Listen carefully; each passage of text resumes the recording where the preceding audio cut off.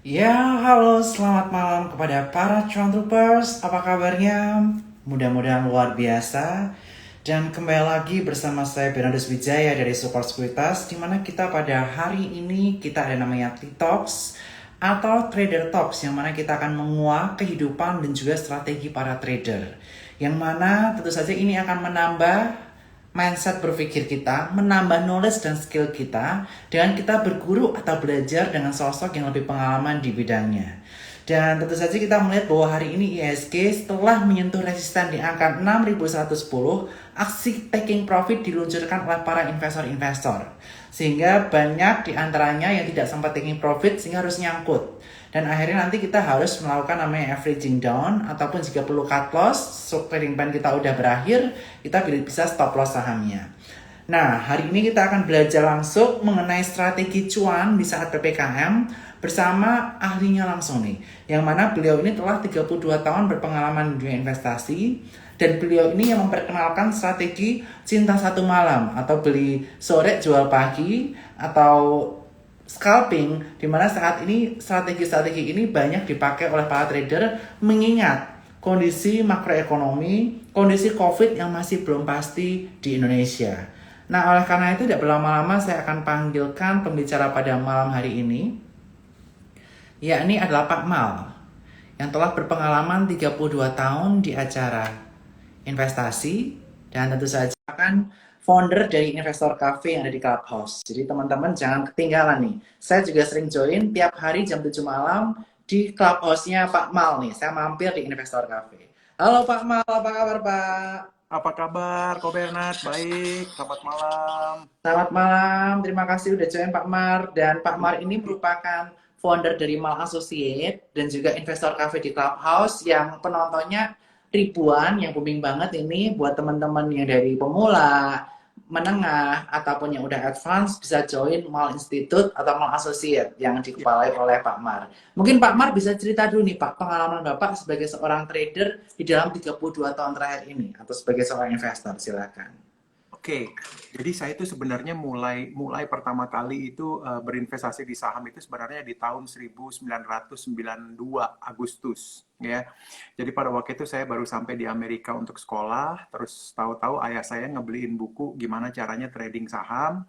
Saya pelajarin, terus saya dimodalin pada waktu itu. Jadi modal pertama itu $2.500. Saya cuma beli dua saham. Yang pertama adalah American Express dan yang kedua adalah Disney, ya. Nah, sudah dari situ bagaimana saya cara milihnya Disney sama ini? Biasa aja kok, Bernard. Saya nggak pakai ilmu teknikal, saya nggak pakai ilmu fundamental. Pokoknya pada waktu itu saya suka Disney karena Mickey Mouse-nya, dan saya suka American Express karena kartnya. Jadi ya udah saya beli gitu. Nah, terus akhirnya ketagihan nih, ya kan? Sampai akhirnya di tahun 96 itu baru pertama kali saya main derivatif. Jadi saya main option. Saya ingat banget waktu itu tuh harganya Microsoft, ticker MSFT itu lagi apa namanya? Lagi volatile banget. Jadi saya banyak main tuh option, apa put sama call, ya. Nah, akhirnya saya selesaiin S1, kemudian lanjut S2. Di S2 saya tetap ya main saham dan main apa namanya option. Pulang ke Indonesia, akhirnya saya kerja di bank ya, sama waktu itu kebetulan saya di-hire oleh si Pak Budi Sadikin ya di AB Namro Bank. Dan saya waktu itu Oh. di-in-charge-kan untuk bertanggung jawab soal offshore product. Ya, jadi saya benar-benar apa namanya benar-benar fokus sama gimana caranya ngejual offshore produk di Indonesia. Disitulah saya mulai belajar lagi, Ko Bernard, macam-macam produk yang ada, ya. Jadi dari mulai FX derivatif, equity derivatif, fixed income derivatif. Terus akhirnya karena saya pernah kerja di private bank, local private bank ya waktu itu, jadinya kita mulai apa namanya, mulai bikin produk sendiri, ya. Nah, di situ tuh mulai tuh saya belajar banyak lagi karena saya ikut juga training banyak di luar, ya. Jadi ngerasain tuh ke Bernard krisis 98, krisis 2002, krisis 2005. Ya 2005 kan kalau ke Bernard ingat kita ada krisis apa obligasi, ya kan, yang harganya pemerintah minta untuk di mark to marketin kan. Itu. Nah, terus udah gitu 2008. Nah, 2008 itu yang nightmare banget buat saya ke Bernard. Gimana Kenapa? gimana mungkin ceritain. Saya jualan banyak CDO di Indonesia, Collateralized Debt Obligation. Ya kan, terus saya pada waktu itu tuh saya manage 4,5 triliun dana, ya. 4,5 triliun dana itu 80%-nya adalah produk offshore. Nah, pada tahun 2008 itu yang babak belur kan produk offshore, Ko Bernard. Jadi Betul. itu saya pusingnya setengah mati ngurusin begitu banyak produk yang default dan harus melakukan yang namanya restrukturisasi gitu ya. Jadi itu apa, itulah yang bikin saya tuh cenut-cenut banget kepalanya pada waktu itu ya. Jadi benar-benar nggak ngerti mesti apa, karena pada waktu itu kok Bernard, yang namanya money market itu berhenti, jadi benar-benar nggak ada cash sama sekali. Jadi kita itu ya ketemu sama fund manager yang canggih-canggih yang mereka tuh bilangnya I don't know what to do. Ya, Ya. jadi itu pengalaman saya bener yang, aduh ampun-ampunan saya ngerasainnya itu benar-benar nightmare banget ya, tidur nggak tenang, makan nggak enak, semuanya hancur lebur nggak karuan. Ya akhirnya ya udah saya agak slow down sedikit ya kan, tapi tetap saya melakukan investasi sampai akhirnya ya udah hari ini kita jadinya lebih banyak trading gitu ya di saham ya, sama ngajar aja kalau saya sih. Gitu Yes. ceritanya kok Bernard. Wow, luar biasa nih pengalamannya 32 tahun dan telah melewati berbagai krisis di tahun 98, 2008 sampai 2020.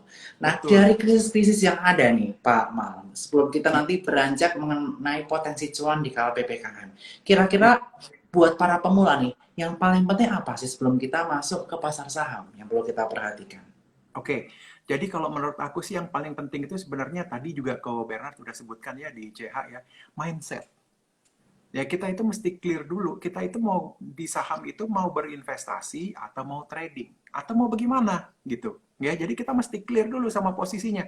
Kalau kitanya nggak clear, orang trading jadi invest, orang invest jadi trading, ya akhirnya nanti pasti kita nyangkut gitu. Jadi fixin dulu ini kita mau apa. Kalau umpamanya kita punya duit umpamanya 10 gitu ya.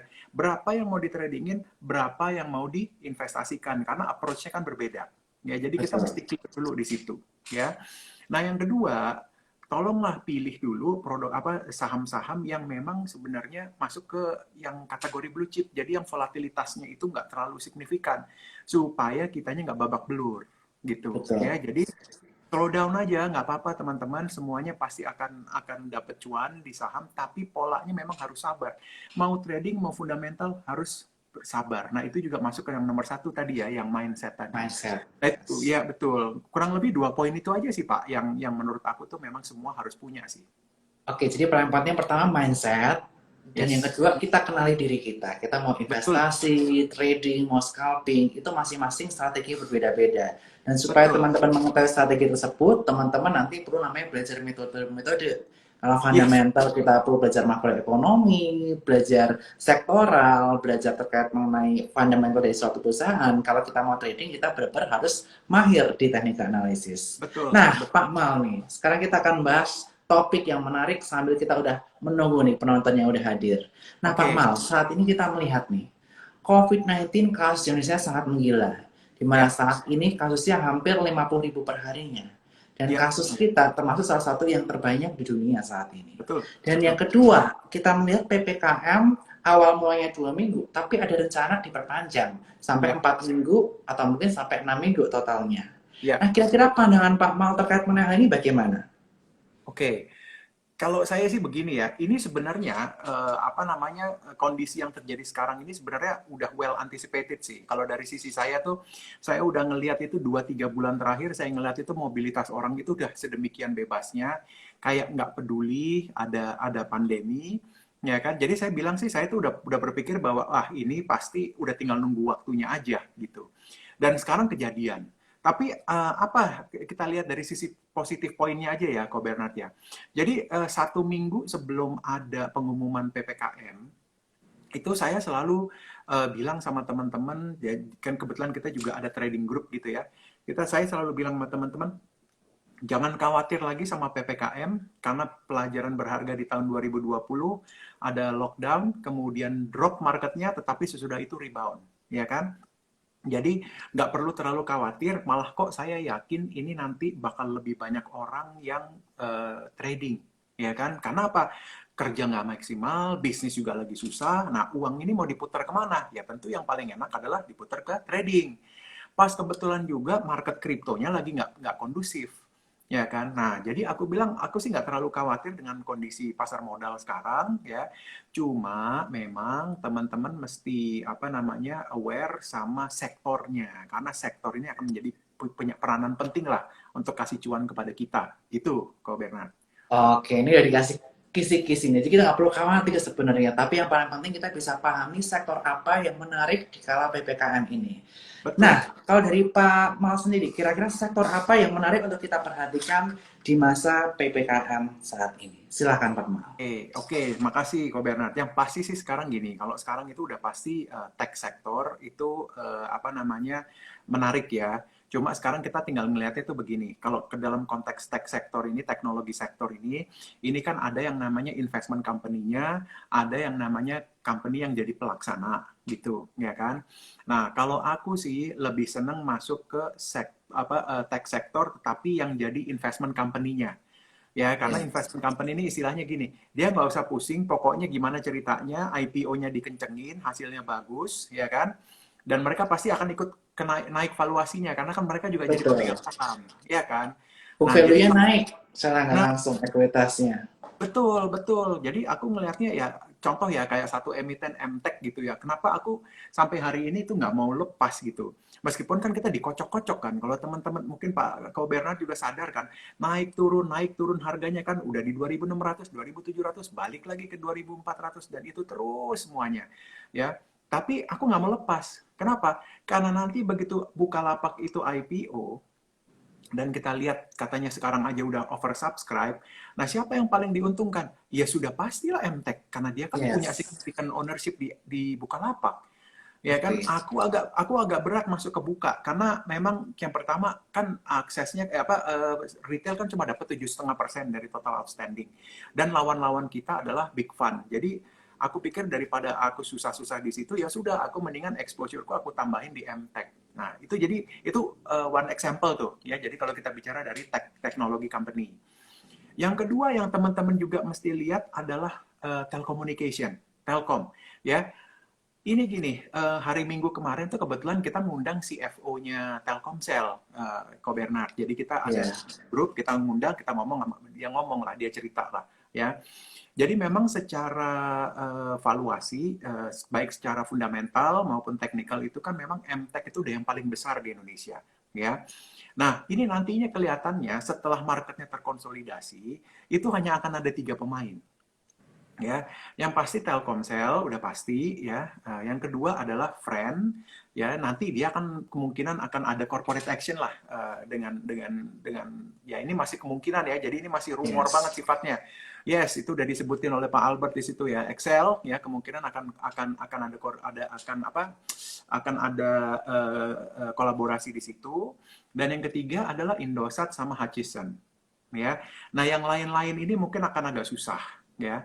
Nah, Ya. cuma kan gini, kalau di Telkom ini kan sektor yang dijual ini kan adalah 5G-nya, ya, 5G-nya, ya. Nah, cuma yang jadi pertanyaan itu sekarang adalah apakah memang infrastruktur 5G-nya itu sudah siap? Nah, kemarin itu waktu kita ngobrol-ngobrol, dikasih tahu, oh iya 5G di Indonesia itu masih pakai yang namanya bandwidth 2300 Hz. Dan di mana bandwidth Oh. 2300 Hz itu nggak maksimal kecepatannya. Ya, jadi kalau 5G itu bisa sampai dengan 2000 sampai 1 sampai 2 giga, tapi dengan frekuensi 2300 itu tuh cuma 700 megabyte. Jadi Pak Marcabi, of course. Ya, jadi emang nggak akan maksimal. Ya. Yang kedua, secara apa namanya, secara device ya, itu ternyata memang belum banyak juga device-device yang siap dengan 5G. Ya, jadi itu yang kita mesti perhatikan, ya. Nah, jadi mau tidak mau ini nanti yang namanya perusahaan-perusahaan telekomunikasi ini akhirnya mau tidak mau harus apa namanya diversifikasi bisnis lagi gitu. Nah, kita ngelihat kalau kalau saya sih view-nya agak sedikit swing, apa namanya, saya lebih seneng itu ngelihat ke Telkom, TLKM ya. Ya, mungkin Oke. meskipun sekarang dia masih masih begitu, tapi kita ngelihat rencana bisnisnya mereka akan punya yang namanya digital business dan mereka juga akan bangun dan sekarang mereka lagi dalam proses pembangunan yang namanya digital apa data center ya. Dan yang unik tuh begini, data centernya itu data centernya itu nantinya kelihatannya ya Pak ya, itu akan banyak perusahaan asing yang ngambil. Kenapa? Karena aksesnya itu ke hampir 170 juta penduduk di Indonesia. Ya, jadi Wow, kalau kita bicara bisnis data center nih nanti ujungnya adalah akses ke end user gitu, betul. ya. Nah, jadi aku ngelihatnya di situ. Dua. Yang ketiga nanti aku juga ngelihatnya adalah banking nih Pak, ya. Tapi mungkin banking nggak sekarang, ya. Nanti mungkin setelah apa namanya buka buka itu udah selesai, ya kan, Telkom jalan, nah baru kemudian banking, ya. Dan banking ini kan seperti yang udah pernah dibahas kemarin juga, itu kelihatannya kalau aku into agro banget sih, kalau aku ya gitu. Kenapa? Again, dia adalah anak usahanya BBRI. BBRI itu punya puluhan juta customer. Istilahnya kalau dia mau switch beberapa customernya ke agro aja sebenarnya udah nggak masalah. Yang kedua adalah link ajanya, ya kan? Nah, link aja itu juga sebenarnya ya meskipun sampai hari ini belum ada omongan serius mengenai support ke BBRI ya, tapi aku ngelihatnya sih sesama BUMN ini pasti pasti koordinasi itu akan terjadi lah. It's just a matter of time gitu, ya. Oke. Nah, jadi aku ngelihatnya di situ. Baru nanti infrastruktur, Pak, habis itu. Infrastruktur, ya itu kayak pertawaran ya, TB, TB, TOWR. ya, of course, pertawaran, ya. Pertawaran itu nanti turunan dari telekomunikasi, Pak. Jadi telekomunikasi Oke. turunannya adalah tower, gitu. Oke, jadi kita summarize ya Pak. Jadi pertama, Ya, Pak Mal kita di PPKM saat ini kita melihat nih, orang-orang di rumah. Jadi yes, digitalisasi itu menjadi lebih cepat. penting. Jadi Yes, Pak betul. Mal tadi menyebutkan bahwa salah satu investment selain di tech company langsung, yang menarik adalah kita investment di holdingnya. Nah, Yes, tadi Pak betul. Mal menyebutkan MTech, sebenarnya ada yang lain juga holdingnya ada kayak Saratoga, MLPL, di Yes, mana yes. ini diuntungkan. Kenapa? Kalau misalnya company-nya go public, Ya, startupnya, atau ya, company-nya dijual dibeli perusahaan lain, itu ya, otomatis kalau dijual masuk ke fresh cash untuk betul. perusahaan tersebut. Dan Yes, kalau betul. IPO, book value-nya jadi naik Yes, perusahaannya kayak MTech. Nanti yes, si betul. Bukalapak contohnya di angka 88 triliun kurang lebih nanti. Nah, ya Nah, kan, itu udah ini yang akan berapa, Pak? mengakibatkan book value atau PBV-nya MTech nanti akan mengecil dengan book value yang meningkat. Nah, yang Yes, kedua, tadi Pak Mal menyebutkan tech enabler. Yaitu tech yes, enabler-nya itu apa? Telekomunikasi, yes, betul. pertawaran, dan Pak Mal Ya, yang menyebutkan Telkom. Dan Telkom benar banget, Pak. Saya juga suka ya. banget angka 3.000 itu support kuat nih World Technical. Nah, Hmm. di tiap 3.000 selalu ada perlawanan dan kemarin akhirnya sempat naik 5-6% dari Nah, angka 3.000. ya, ya. Nah, itu luar biasa. Dan next-nya, setelah nanti Bukalapak IPO, tadi Bapak menyebutkan ada sektor banking dan Bapak paling condong ke agro. Nah, ini yang jadi pertanyaan nih. Kenapa Ya. Bapak condong ke agro tapi bukan bank-bank besar lainnya, Pak? Ini yang jadi pertanyaan saya. Silakan. Oke, kalau saya sih simple. Yang saya mau lihat itu sebenarnya berapa sih my upside potential, ya kan? Nah, kalau agro ini kan kita bicara valuasi, dia kan mau jadi bank digital, Pak. Dan kita tahu lah yang namanya bank digital itu artinya kalau dari sisi aset itu pasti akan lebih lebih apa kebutuhan modalnya untuk membangun cabang dan lain-lain sebagainya itu lebih sedikit ya. Dan saya juga ngelihat itu uniknya strateginya agro adalah karena dia kok Pak Erik saya dipanggilnya Pak Erik Thohir ya. Kalau dan kalau saya itu ngelihatnya begini, uniknya agro adalah dia bisa akses ke apa namanya orang-orang yang lagi yang nggak bankable Pak. Jadi buat dia itu akan mudah banget akses ke non bankable people. Ya, kenapa? Karena dia punya parent company yang sudah mengakses market itu. Yes. Ya, jadi aku ngelihat ini, potensinya is going to be big. Kalau saya ngelihatnya juga risk reward ratio-nya juga akan besar. Jadi saya makanya saya ini banget lah, positif banget lah sama agro ini. Gitu. Yes. Karena agro juga kita lihat ya BRI sebagai induknya dia punya namanya BRI Link yang Yes, sangat menyebar luas di seluruh Indonesia. Terus KCP kantor cabangnya paling banyak di Indonesia dengan yes, gabungan omnichannel antara teknologinya agro dan juga cabangnya BRI ini akan menjadi sesuatu yang luar biasa buat agro ke depannya. betul, Nah, betul. tetapi saya ada pertanyaan nih Pak.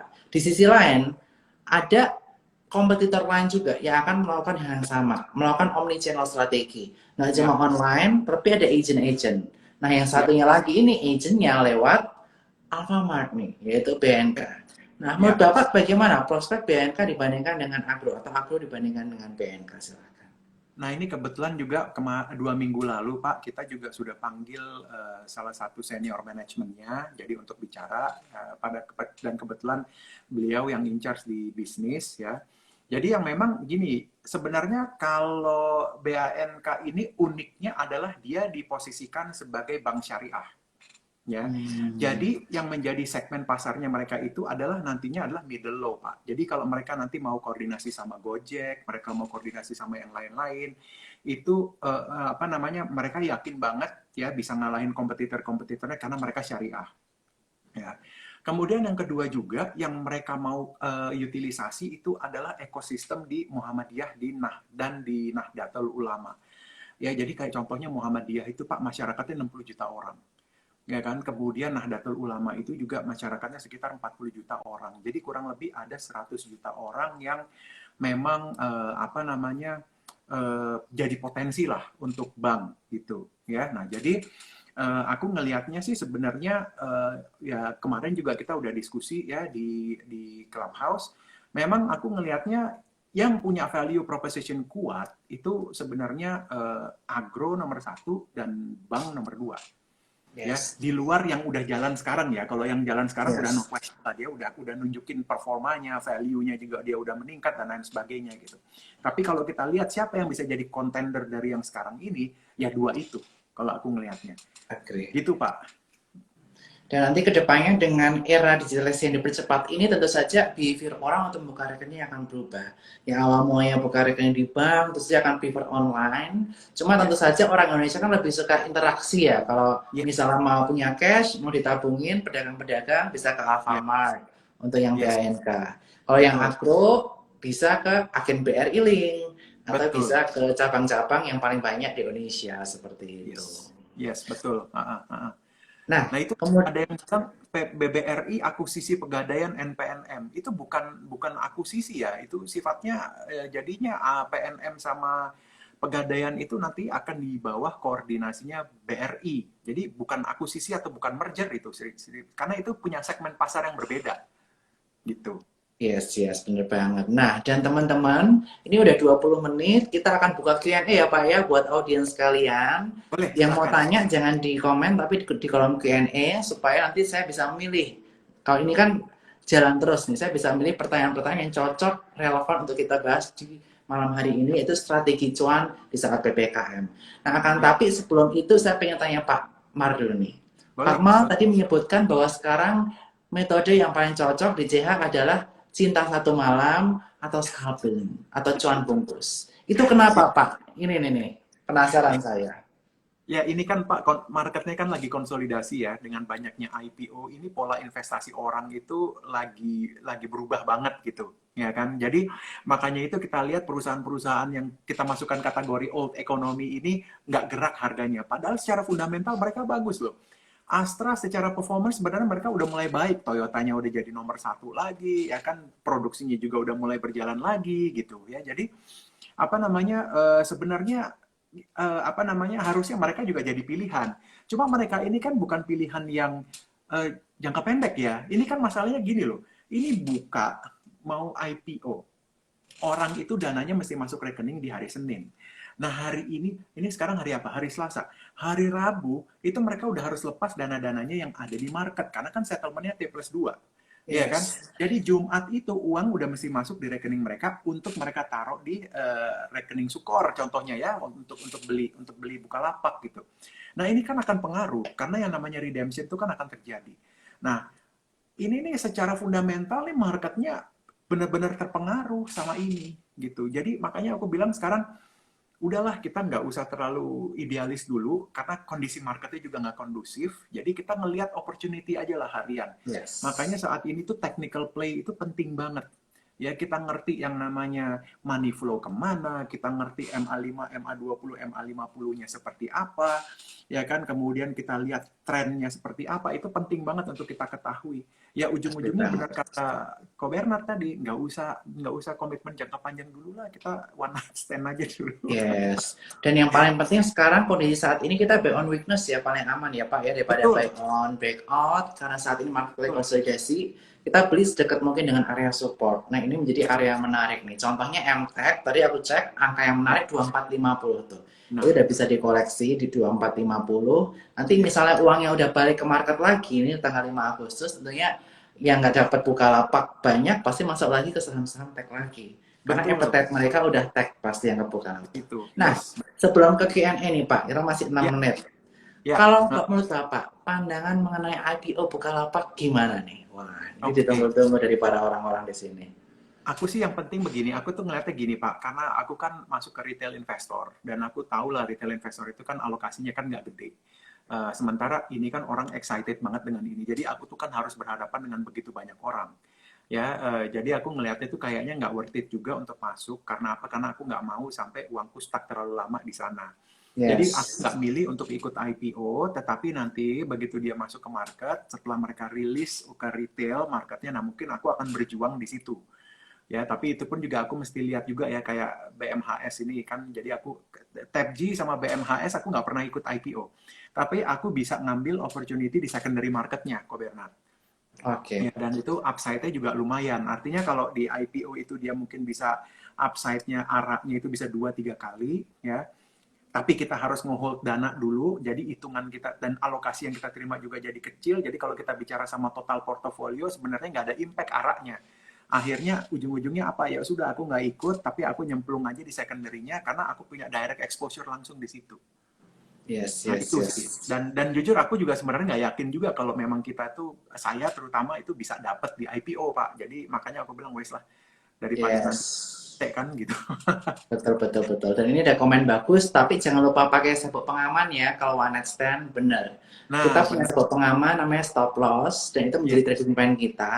Dan yes. teman-teman harus punya trading plan. Ini mau untuk invest bisa average down ke support selanjutnya, atau istilahnya ini mau trading benar-benar ini beli di sini, kalau turun sini cut loss. Nah, banyak strategi Betul. yang bisa diminati oleh orang-orang. Nah, ini tergantung teman-teman sekalian. Ada yang menggunakan strategi piramida, beli di support atas semakin bawah semakin besar, karena high conviction sama sahamnya, Ya. atau Mm, misalnya untuk trading aja harus ada stop loss ketika belanja seperti itu. yes. Nah, buat teman-teman sekalian juga jangan lupa kalau teman-teman ingin ikut IPO Bukalapak, sebenarnya Core Sekuritas juga menjadi sindikasi. Jadi Ya. teman-teman bisa beli pooling. Kalau teman-teman beli pooling bisa cek di Instagramnya Support caranya ikut pooling bagaimana. Kalau ingin ikut book building minimal ada di 1 miliar, dan teman-teman nanti bisa buka rekening Core Sekuritas di link bio. Kalau pooling nggak ada minimalnya.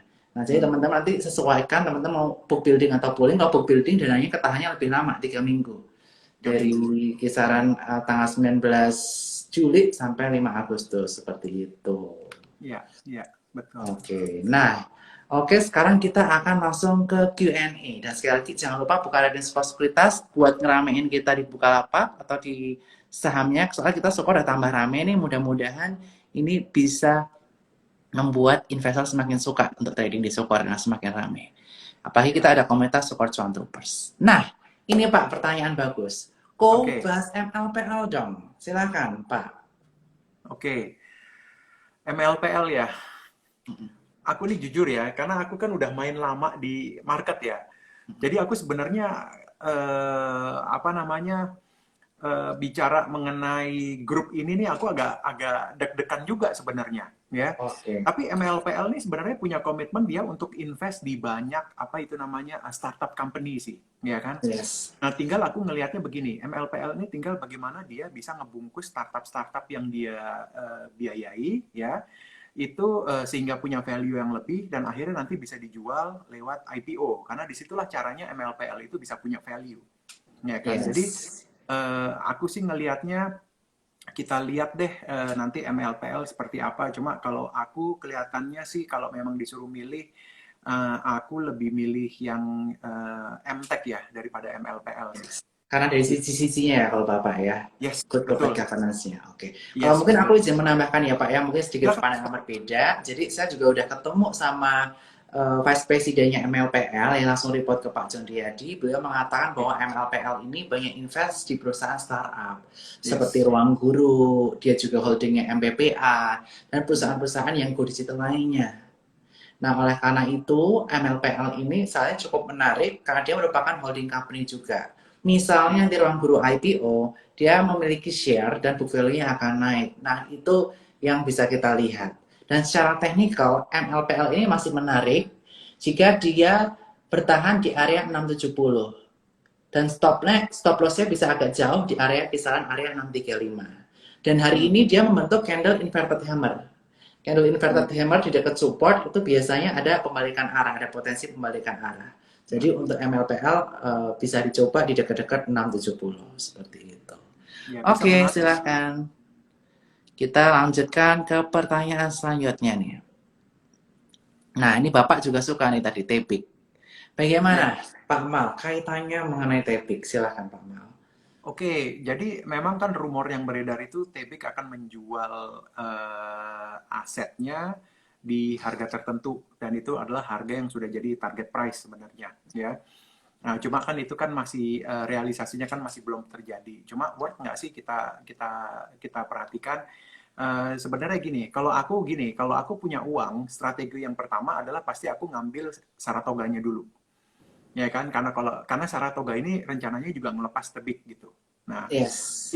ya kan, jadi kalau aku sih mendingan ngambil di Saratoganya. Tapi kalau kita mau ambil short term opportunity, ya istilahnya tuh gini, kita main swing, itu tebik boleh lah. Karena nanti begitu ada pengumuman aset sale, harusnya harganya akan bergerak lebih lebih tinggi dari yang ada sekarang, gitu. Ya, Yes. jadi Oke. itu dari aku sih, Ko Bernard. Oke. Jadi untuk Saratoga ini juga menarik ya. Teman-teman bisa perhatikan area support sekarang di kisaran area, sebentar saya cek, di kisaran area 1670 sampai 1700 itu support yang paling bawah. Tuh kemarin kita sempat beli nih cuan trupas di area 1600 sampai 1650. Area selanjutnya di kisaran 1700 dan nextnya di kisaran 1800 ini. Ini area teman-teman bisa mulai beli Saratoga karena betul Pak Mal tadi bilang menyampaikan bahwa beli holdingnya kenapa? Kalau tebiknya dijual, si Saratoga mendapatkan cash dan itu akan dibukukan sebagai profit. Kalau mungkin teman-teman ingat, waktu itu Astra menjual BNLI. Nah, Ya, waktu performa Astra jelek karena awal-awal pandemi, tapi dia bisa jual BNLI, dia mendapatkan pendapatan khusus, pendapatan lainnya dari hasil jualan BNLI. Ini juga yang bisa potensially diperoleh oleh Saratoga, di mana yes, Saratoga kita sekuritas menargetkan di area 2400. Kalau ya. tepiknya sendiri sekarang aku udah lihat MA20-nya dia menahan tepik hari ini di mana di kisaran area 3200. Hmm. Jadi bisa spekulatif buy di dekat area MA200, tapi ada resisten yang perlu diperhatikan di kisaran area 3410. Karena katanya rumornya ya harganya nanti di harga 4 ribuan dan target price sendiri dari sebuah sekuritas atau epic di angka 4 ribu. Yes, yes. Oke, kita Ya, lanjut ke saham-saham lain nih Pak. oke. Tadi Bapak juga menyampaikan mengenai telekomunikasi nih. Dan Bapak menyampaikan ada potensi merger. Nah, ini ada yang menanyakan nih. Salah satu saham yang potensi merger dengan Excel, yaitu Friend. Yes. Bagaimana prospek ke depan Friend untuk menurut Pak Mal? Karena hari ini kita lihat dia udah breakdown the level supportnya di area 110.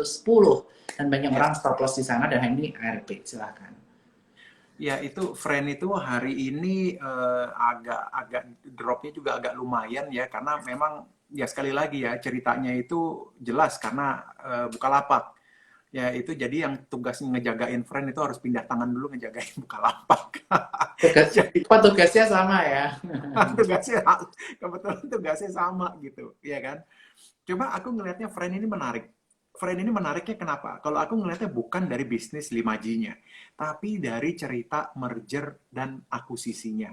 Ya, jadi Friend itu kan tadinya operator, dia tidak punya backbone. Akhirnya dia diambillah yang namanya Moratel, ya which is itu kan sebenarnya kantong kanan kantong kiri dari pemilik gitu, ya. Ya. Nah Moratel itu punya backbone. Nah terus sudah gitu, nanti ini akan ada follow up lagi gitu loh. Jadi merger dan acquisition itu akan ada follow up lagi, asing akan masuk ke Friend gitu. Nah, jadi aku ngelihatnya Friend ini menarik ya karena memang banyak cerita merger dan akuisisi. Apalagi kalau sampai nanti cerita merger dengan Excel-nya itu benar-benar terjadi. Ya artinya ini kan masih di level rumor ya teman-teman. Jadi disclaimer on, semua yang kita diskusikan di sini disclaimer on. Ini masih level rumor, tapi kalau itu terjadi itu menarik.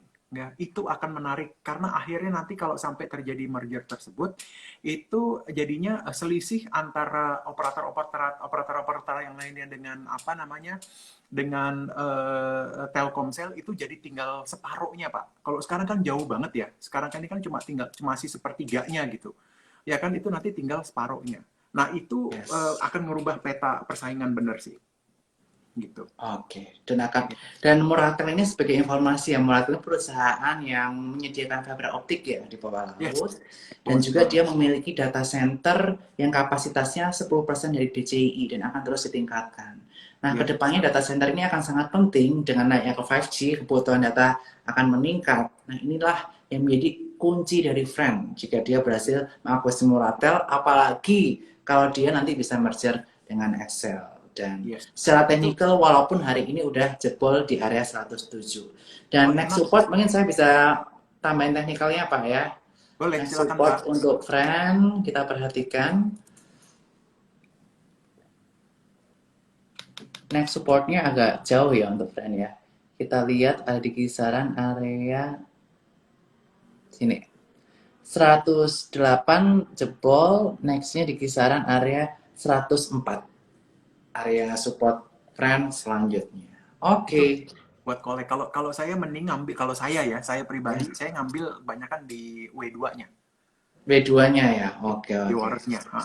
Ingat ya teman-teman, W2 jangan lupa dan teman-teman bisa trading dengan menggunakan aplikasi Spot New Generation dari Nah, support buka di bio. jadi kalau Sukor teknologinya keren, kayaknya kita mesti kerjasama ini, Ko Bernard nih. Boleh, kan saya udah ajak Bapak. Cuma Bapak Iya, kayaknya sibuk nih. Kita nanti catch up lah. boleh, boleh. Yes, Boleh, nanti boleh. kita WA-WAan. Kan udah ada nomornya di Desi juga kan. Nanti Desi Iya, saya minta nomornya. Desi kirimin ya Desi ya nomornya Pak Mal ke saya. sip. Oke, pertanyaan selanjutnya nih terkait mengenai Bevin, di mana Bevin akan masuk ke ekosistem Goto. Ya, Bagaimana prospek Bevin menurut Bapak? Silahkan. oke. Jadi gini teman-teman, kalau yang namanya multi finance itu sekarang jujur aja memang lagi babak belur. Ya. Nah, kalau kalau seumpamanya ada cerita mengenai Bevin akan masuk ke ekosistemnya Goto, yang jadi pertanyaan itu adalah apakah base-nya Goto itu bisa ngebantu Bevin untuk ngangkat bisnisnya. Ya, jadi aku sih ngelihatnya yang pasti kalau kita bicara dari sisi makroekonomi, Bevin lagi ada di posisi yang tidak menguntungkan karena daya beli lagi tidak ada, ya kan, dan orang juga lagi nggak mikir untuk beli. Dan kita perlu pelajarin juga Bevin ini portofolionya kebanyakan di kredit mobil atau di kredit motor. Kalau di kredit motor udah pasti mati mereka. Tapi kalau di kredit mobil kita ngelihat dulu apakah mobil yang banyak dijual itu yang LMPV atau yang LCGC. Ya, cuma Oke. problemnya karena daya belinya turun, jadi mungkin secara secara fundamental bisnis kita nggak akan ngelihat sesuatu yang heboh dari Bevin dalam waktu dekat, kecuali cerita dia masuk ke ekosistemnya Goto. Ya perlu Yes. diketahui juga Bevin ini kan pemiliknya sama dengan pemiliknya Jago, jadi ya kita lihat aja manuvernya mau bagaimana gitu. Betul. Dan Bevin sendiri kita melihat ya Pak ya, kalau misalnya nanti masuk ke Goto, potensinya mungkin nanti di pay later. Karena pay later kan butuh Iya, izin multi finance. Kalau enggak, nanti merchant-merchantnya Tokopedia bisa dibantu sama si Bevin juga. Bevin, Karena kan ya, mereka kan multi finance kan, bisa ngasih iya, funding ke mereka seperti peer-to-peer lending begitu iya teman-teman. betul. Dan hari ini Bevin tertahan di area MA50-nya ya di angka 800 dan membentuk candle inverted hammer di area support. Kita Ya, akan lihat bagaimana besok. Kemarin dia turun dengan volume kencang tapi hari ini volumenya menurun tapi ada candle inverted hammer menunjukkan adanya perlawanan dari sisi buangan seperti itu. oke. Oke, next kita akan lihat dari sektor lainnya nih. Yang Bapak suka nih, kita akan bahas yang Bapak suka nih. Ini ada yang Ya, merespon juga, yaitu terkait mengenai Telkom. Nah, bagaimana potensi growth Telkom untuk long term? Atau akankah stagnan setelah menyentuh target tertentu? Silahkan. oke. Jadi gini ceritanya dengan Telkom tuh begini. Sekarang mereka memang nggak bisa apa-apa, ya. Tetapi yang kita perlu tahu begini, Telkom ini adalah perusahaan yang cash-nya banyak banget. Jadi kalau mereka mau ngapa-ngapain nggak ada masalah, gampang, cepet, ya. Yang kedua, ini juga perusahaan BUMN yang pasti bakal dapat privilege dari pemerintah. Ya, itu dua hal aja itu sudah bisa memposisikan Telkom di situasi yang jauh lebih baik dibandingkan dengan kompetitor-kompetitornya. Yang ketiga, dia itu punya customer base 175 juta orang gitu ya. Nah, cuma apa problemnya di TLKM?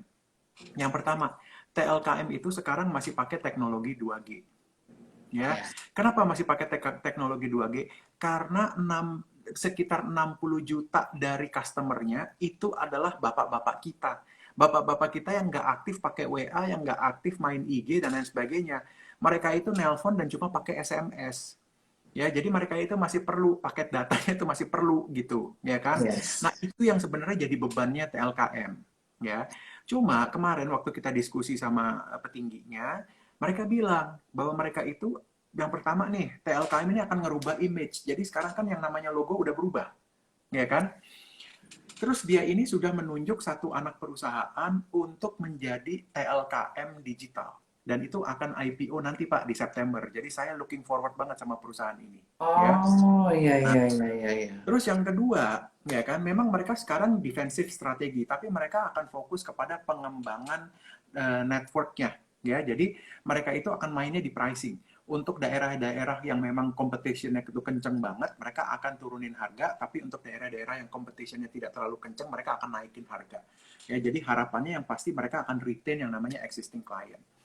Terus yang menariknya lagi dari TLKM ini adalah mereka itu akan main di apa namanya konten-konten digital, dan juga mereka akan bangun yang namanya data center. Mereka sekarang udah punya data center di Singapura, tapi nanti mereka akan bangun data center di Indonesia yang size-nya itu jauh lebih gede daripada yang udah dibangun sekarang.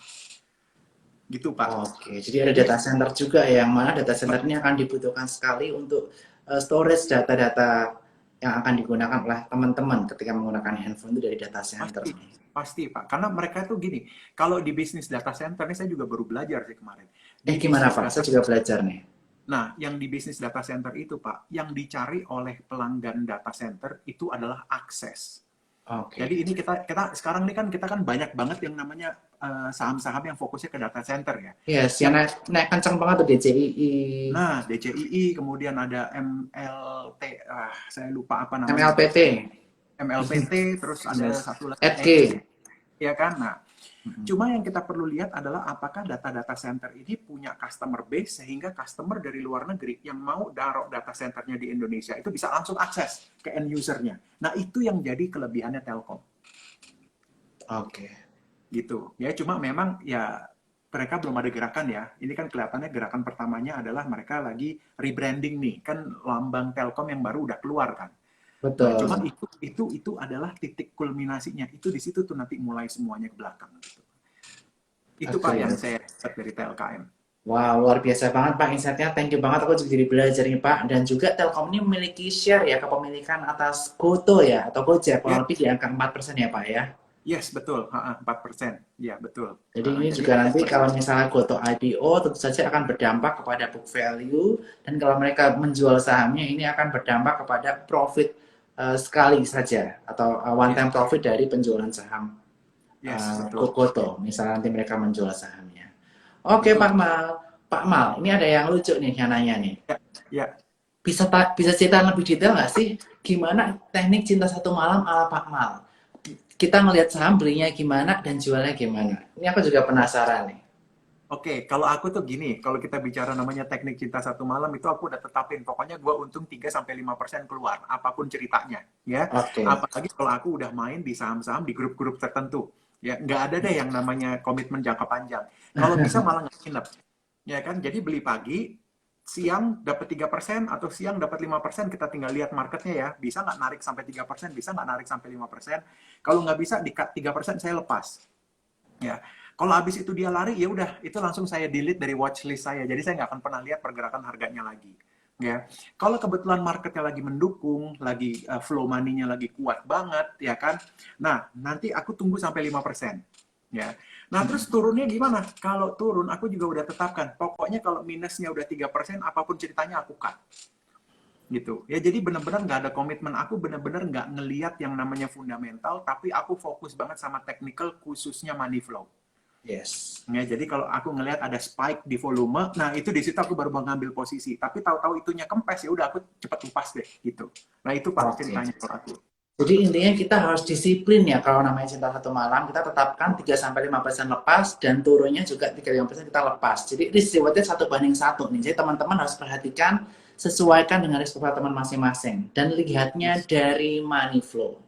Betul, betul Itu sekali. yang harus teman-teman perhatikan. Saya juga sering nih Pak, cinta satu malam Nah, terutama saham-saham tertentu, grup nah, tertentu. Biasanya iya. besok ada perayaan, saya hari ini beli dulu nih sebelum Ah, perayaan, sebelum partinya. Biasanya kan ah, udah ada rumor kan, oh besok ada party ini nih. Aku beli iya. sahamnya dulu, Hamin Ah, satu, Hamin dua, waktu party sell on news biasanya. yes, betul, betul Pak. Itu udah paling enak lah kalau kita mau main tektokan ya. Apalagi sekarang nih kondisi sekarang nih tektok udahlah gitu. Ya, jadi teman-teman perhatikan ya. Jadi ya kalau emang teman-teman merasa cuannya udah cukup, jangan greedy. Kadang-kadang Yes. resistance susah dicapai ya Pak. Misalnya kita targetin angka segini. Tiba-tiba kondisi market berubah 90 derajat, 180 derajat ke today, nggak kecapai, Iya, malah balik arah. Kita malah nggak balik jadi arah. profit, malah balik Iya. modalnya. Ya, yang perlu diingat kan gini Pak, tanjakan itu kan lebih berat daripada turunan. Kalau turunan kan bisa kenceng banget, kalau tanjakan kan ngos-ngosan naiknya. Agree. Nah, tanjakan lebih berat daripada turunan. Kalau turunan bisa delosor, kalau naik Nah, susah. Nah, jadi teman-teman kalau iya, lihat market pergerakan udah berubah kayak tadi nih. Tadi market udah kena resistance 6110 dan tiba-tiba kebanting. Itu hasilnya ya, teman-teman next kita harus take profit nih. Ini pelajaran berharga dari hari ini. yes, Seperti yes. itu. Behit, behit Oke. kan? Maksudnya behit. Es doger, es doger. Oke, selanjutnya kita akan bahas terkait mengenai psikologi nih. Ini kan Bapak udah berpengalaman 32 tahun nih. Kita nggak bahas Ya, saham-saham dulu. Kita bahasnya mengenai psikologi. Nah, Pak ada ya, tips nggak Pak? Bagaimana secara psikologi menghadapi volatilitas market? Apalagi market yang bergerak sangat sideways saat ini. Seperti yes. itu. Sabar, nggak ada lagi yang lain, sabar. Ya, Oke. sabar. Jadi saya kasih contoh tadi pagi itu, saya itu udah 2 hari nggak trading Pak, karena saya ada loss gede. Itu karena kesalahan saya nggak baca news gitu ya. Saya diam aja, akhirnya saya harus realisasi karena lossnya udah di atas 3% seperti yang saya targetin. Nah, udah gitu akhirnya apa yang terjadi? Oke, 2 hari tadi saya pagi masuk. Nah, saya coba BMHS, ya kan. Pagi itu kan larinya kenceng banget. Jadi saya Yes. lagi masukin angka, dia udah naik 10 poin ke atasnya. Saya Uber ke 10 poin, dia udah naik lagi 10 poin. Habis itu udah Pak, saya berhenti. Saya nggak milih. Udah stop. Saya pikir saya stop di situ. Ya Jadi kan? Jadi intinya saya kita harus sabar dan tahu sabar. katanya cukup. Ya kan kita harus tahu Yes, namanya cukup. Jadi it yes, enough, betul. it's already enough for me. Ya udah, dan harus bersyukur. Yes. Yes, Seperti benar. itu. Jadi itu aja sih buat aku sih sabar karena mau trading, mau mau mau investing itu kesabaran is number one. Udah itu aja sih. Karena kalau kita terlalu ngikutin, kita FOMO ya. Kita kejar harganya. Nah, salah-salah tuh kita belinya di pucuk. Ingat aja tadi, turunan itu lebih kencang daripada tanjakan. Agree. Ya. Nah, jadi udah forget forget about mau berharga. Ingat aja di dalam Dow teoris ya kan history tend to repeat itself. Jadi apa sih yang teman-teman perlu ketahui? Ketahui aja pola dari saham, pola harga dari saham tersebut. Gitu. Oke. Wes, nanti pasti kita tahu, udahlah nggak usah nguber lah. Gitu. Kayak BRMS aja deh, coba kok Bernard lihat. Tiap hari naiknya cuma 4 poin, habis itu dia retrace balik, malah kadang-kadang dia turun di bawah harga pembukaan. Itu udah pola dia 3-4 hari terakhir. Betul, betul. Ya kan? Gitu. Nah, Itu. sekarang banyak orang yang pengen take profit cepat ya, apalagi karena ada Bukalapak yang IPO. Sehingga Nah, mereka banyak yang willing untuk men-take profit semuanya atau cut loss semua dulu untuk masuk ke Bukalapak. Padahal belum yes. tentu nanti dapat book building-nya gede juga ya padahal ya. Yes, betul. Betul sekali. Betul. Gitu. Oke. Nah, selanjutnya terkait mengenai trio metal. Kita melihat bahwa pemerintahan Joe Biden sangat istilahnya perhatian, care sama namanya clean energy, di mana mobil Hmm. elektrik digalakkan di sana sini, ada Tesla di Amerika, ada NIO di China sana. Nah, tentu saja Yes. membutuhkan baterai namanya dari nikel dan juga timah Yes, kabel betul. listriknya. Nah, Yes. bagaimana view Pak Mar ini terkait mengenai trio metal atau trio macan kita sebut, silakan. Pokoknya kalau saya milih yang masuk ke dalam main ID aja udah. Ya kan? Dari 3 itu kan cuma 2 sebenarnya yang masuk di main ID kan. Dan 2 Ya. itu kan seminggu terakhir ini performance-nya luar biasa banget kan. Baik itu mau untuk tektokan atau trading atau untuk fundamental jangka panjang. Ya kan, jadi kalau aku fokusnya di 2 dari 3 yang ada gitu. Yes, apalagi kita melihat ya Pak Maya, kita melihat big money lokal mulai masuk nih. Big money lokal Yes, mulai masuk di saham-saham BUMN. Hari yes, ini betul. BRI dari merah ke zona hijau, kemudian ada potensi saham-saham lain juga akan masuk nih, lokal yang fokusnya ke saham-saham BUMN. Nanti kita lihat Ya, apakah nanti akan masuk salah satunya ke Antam, nanti kita akan lihat dan perhatikan. yes. Oke, kita akan lanjut ke pertanyaan selanjutnya dan mungkin ini pertanyaan terakhir sebelum Bapak closing statement ya karena kita tinggal 10 menit lagi. Terima kasih buat 1.200-an orang yang udah hadir ya. Dan ini luar biasa surprise kita, kolaborasi pertama kita dan kita harus berlanjut ya Pak ya. Dengan Iya Pak, animo yang siap. luar biasa ini kita nanti WA-WAan kira-kira potensi Baik, kerjasama apa yang bisa kita siap, baik. lakukan ke depannya. Ya, Nah, kita akan bicara mengenai Astra Internasional. ya. Astra asing masuk terus. Tapi kenapa harganya masih turun terus? Tapi nggak turun terus sih, udah balik dari area support 4647 udah hampir ke 5.000. Silahkan. Oke. Kalau Astra ini kan posisinya unik ya. Kalau aku ngelihat sini sebenarnya cuma appetite market aja sih, belum masuk ke situ. Jadi kelihatannya gini, yang jadi main issue itu adalah karena sekarang ini banyak reksadana yang melakukan rebalancing karena mereka mau mengambil opportunity dari apa itu namanya tech company ya. Jadi contohnya Ya. kayak Buka nih, ya kan. Nah, itu mayoritas reksadana itu semuanya nge-rebalancing. Nah, Mm-mm. ASI ini kan gede juga porsinya di reksadana. Ya Ya. kan? Jadi kalau reksadana rebalancing, dia harus jual ASI. Dia pegang cash, dia masuk ke IPO-nya Buka.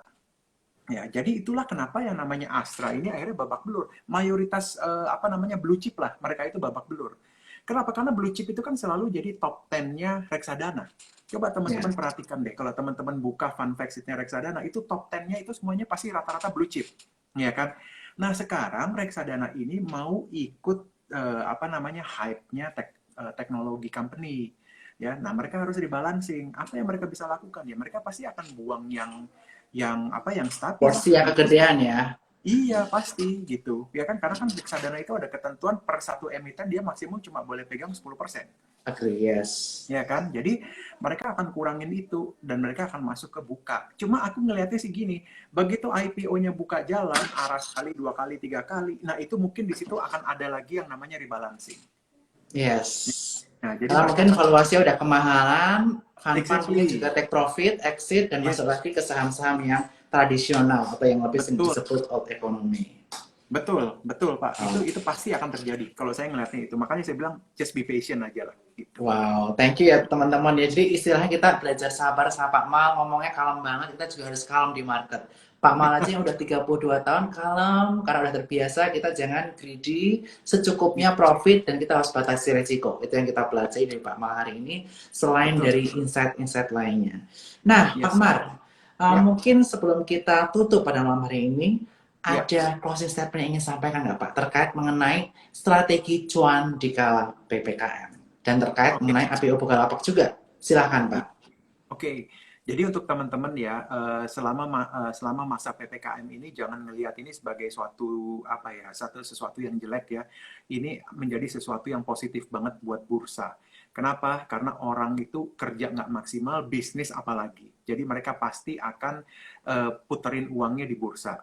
Cuma yang paling penting dari teman-teman adalah please, aku minta tolong sama teman-teman, boleh belajar yang namanya analisa teknikal khususnya mengenai money flow. Jadi perhatikan yang namanya apa itu namanya volume tradingnya. Ya, itu paling nggak untuk sementara waktu ini kita fokusnya di situ dulu. Ya, Ya. supaya teman-teman nggak FOMO, supaya teman-teman juga ngerti barang yang dipilih seperti apa. Ya, untuk yang Bukalapak, aku sih suggest kalau memang teman-teman pengen ngerasain hype-nya saham IPO, ya karena saham IPO ini sebenarnya kan apa namanya, kita juga ada hype-nya gitu kan, biasanya kan ARA itu sehari 2 hari, kecuali yang memang secara struktur udah salah dari awal lah, itu kan memang susah ARA ya.